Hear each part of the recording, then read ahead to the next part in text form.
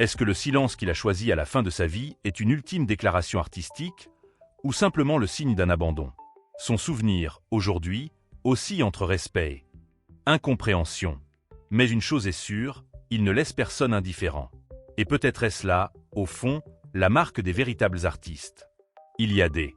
Beaucoup se souviennent de lui non pas pour des tubes radiophoniques ou des succès commerciaux, mais pour des instants fugaces. Un battement de cymbales qui se brise dans le vide, une improvisation imprévisible qui déroute et bouleverse, un concert interrompu par le silence.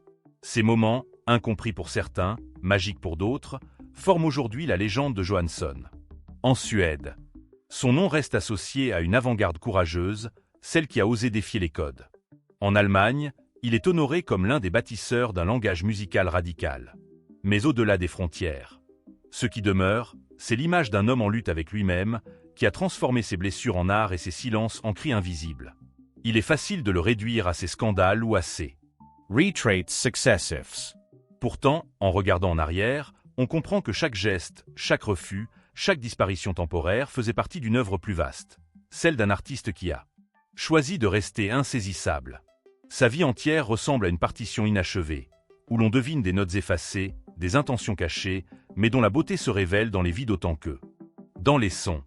Aujourd'hui, alors que ses anciens compagnons de route racontent des souvenirs fragmentés, que ses disciples essaient de reproduire son chaos maîtrisé, une émotion persiste. La nostalgie d'un temps où l'art n'avait pas peur d'être radical, déroutant, inconfortable. Johansson, par son parcours, nous rappelle que l'art véritable n'est pas toujours fait pour plaire, mais pour déranger, questionner, laisser une trace indélébile. Et peut-être est-ce là son héritage le plus précieux. Non pas des chansons faciles à fredonner, mais une mémoire troublante. Une cicatrice sonore dans l'histoire de la musique européenne. Sven-Åge Johansson est parti, mais son silence, lui, continue de parler.